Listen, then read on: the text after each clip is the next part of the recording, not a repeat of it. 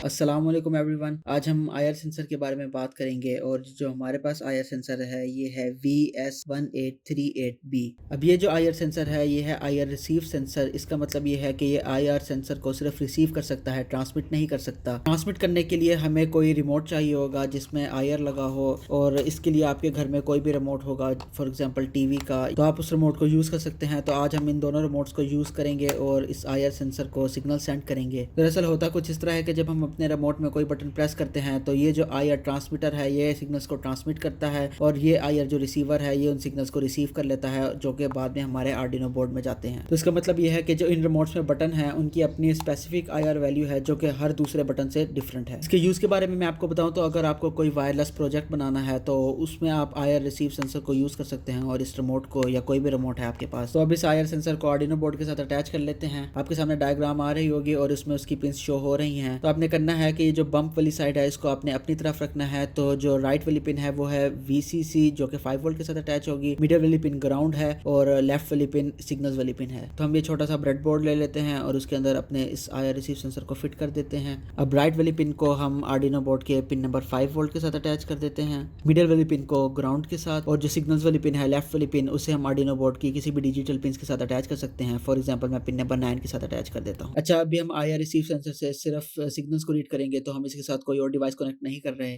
तो कोड आपको शो हो रहा है। आज हमारे पास 3 कोड्स हैं और तीनों की लिंक डिस्क्रिप्शन में आपको मिल जाएगी। यहाँ पर सबसे पहले हमने हैश इंक्लूड लिखा है और उसके बाद जो लाइब्रेरी इंक्लूड की है वो है आईआर रिमोट। तो इस लाइब्रेरी को इंक्लूड करने का तरीका बहुत आसान है। सबसे पहले हमें स्केच में जाना है, उसके बाद इंक्लूड लाइब्रेरीज में, फिर मैनेज लाइब्रेरीज में। तो आपके सामने ये लाइब्रेरी मैनेजर ओपन हो जाएगा। यहाँ पर आपने लिखना है आईआर रिमोट। तो यहाँ पर आपको काफी ज्यादा आईआर रिमोट लाइब्रेरीज मिल जाएंगी। यहाँ पर आपने जो इंस्टॉल करनी है वो ये वाली करनी है, वर्जन 2.6.1। ये आप देख रहे हैं कि मैंने इंस्टॉल की हुई है। यहाँ पर आपके बटन होगा इंस्टॉल का, जो आपने इंस्टॉल कर लेनी है। बाद जस्ट हम इसे क्लोज कर देते हैं। अगर आपको याद हो तो हमने आईआर रिसीव सेंसर की जो सिग्नल्स वाली पिन थी वो आर्डिनो बोर्ड की पिन नंबर 9 के साथ अटैच की थी, तो इसलिए मैंने यहाँ पर 9 को एक इंटीजर के अंदर स्टोर करवाया है जिसका नाम रखा है इनपुट। अब यहाँ पर मैं आपको कोड डिटेल से नहीं समझाऊंगा, बस एक ओवरव्यू सा दे देता हूँ। तो यहाँ पर हमने आईआर रिसीव सेंसर क्लास ली है, उसके अंदर मैंने ऑब्जेक्ट डिफाइन किया है, अपनी मर्जी से नाम दिया है सेंसर, और उसके अंदर हमने वेरिएबल लिख दिया है इनपुट। उसके बाद डिकोड रिजल्ट्स क्लास ली है। फिर वर्ड सेटअप में हमने serial dot begin function call किया है सीरियल मॉनिटर को ऑन करने के लिए, क्योंकि हमारे पास जो आईआर रिसीव सेंसर जो वैल्यूज लेगा वो वहीं पर शो हो रही होंगी। उसके बाद फिर आईआर को इनेबल करने के लिए इनेबल आईआर इन फंक्शन कॉल किया है। फिर वाइड लूप में हमने इफ स्टेटमेंट कॉल की है और उसके अंदर फिर हमने सीरियल डॉट प्रिंट करवा दिया है। क्या प्रिंट करवाया है? Results dot value. तो जो भी वैल्यूज होंगी वो हमारे सीरियल मॉनिटर में प्रिंट हो जाएंगी। तो अब हम अपने आर्डिनो बोर्ड के अपने लैपटॉप के साथ अटैच कर देते हैं और यहाँ पर अब हम कोड अपलोड कर देते हैं। तो कोड अपलोड हो चुका है और यहाँ पर अब हम सीरियल मॉनिटर ऑन करते हैं, और यहाँ पर अब आप देखेंगे मैं कोई बटन प्रेस करता हूँ, फॉर एग्जांपल ये पावर वाला बटन। तो सीरियल मॉनिटर में वैल्यू आ गई है 16753 फिर अगेन प्रेस करते हैं तो 255 आ गई है। इस 255 को आपने इग्नोर करना है। फिर हम अगेन प्रेस करते हैं तो आ गई है 16753 तो उसके बाद फिर 255। तो आपने देखा कि जो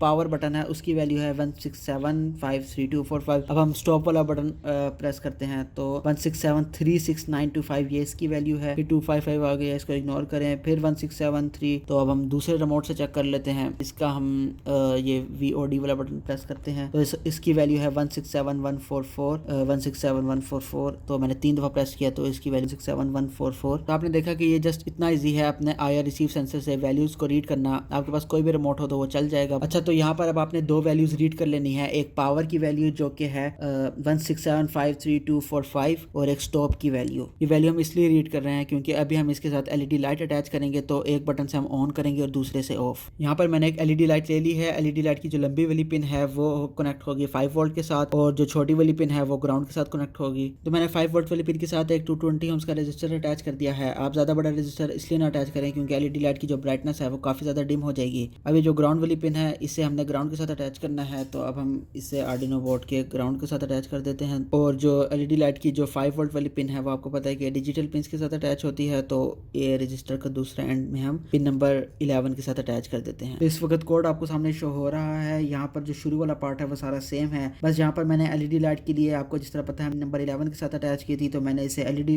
वेरिएबल के अंदर स्टोर करवा दिया है। व्हाइट लूप के बारे में बात करें तो ऊपर वाली इफ स्टेटमेंट बिल्कुल सेम है जिस तरह हमारी पिछली थी, और यहाँ पर नीचे आए तो यहाँ पर मैंने अगेन इफ स्टेटमेंट कॉल की है और अंदर लिखा है कि रिजल्ट्स डॉट वैल्यू, यानी जो हमारा रिमोट होगा इसके जब मैं पावर बटन दबाऊंगा तो ये खास आईआर सिग्नल सेंड करेगा, और ये आईआर सिग्नल्स वही हैं जो आपने अभी रीड किए थे 1675 समथिंग इस तरह के थे। तो यहाँ पर मैंने करवाया है कि अगर तो वो इस 16753245 यानी इसके जो सिग्नल्स के वो बराबर हो गए तो फिर ये डिजिटल लाइट फंक्शन कॉल किया है और एलईडी लाइट को अंदर हाई करवा दिया है। उसके बाद फिर मैंने एल्स स्टेटमेंट कॉल की है और उसके अंदर फिर इफ लिखा है। तो इस वैल्यू को हम वो जो हमने पिछली वैल्यू रीड की थी स्टॉप की, उससे हम रिप्लेस कर देते हैं। तो यहाँ पर मैंने वो वैल्यू लिख दी है स्टॉप की। तो अब हम इसे रन करके देख लेते हैं। कोड अपलोड हो चुका है। अब यहाँ पर हम सीरियल मॉनिटर भी ऑन कर लेते हैं। अब मैं पावर बटन ऑन करता हूँ। अच्छा, जो वैल्यू अब हमारे पास 2-3 आ चुकी है, मैं अगेन पावर बटन ऑन करता हूँ 16753245, तो इसकी वैल्यू आ चुकी है और एलईडी लाइट हमारी ऑन हो चुकी है। अब मैं स्टॉप बटन प्रेस करता हूँ तो हमारे पास जो वैल्यू आई है वो उधर आई है 125311, जो कि उसके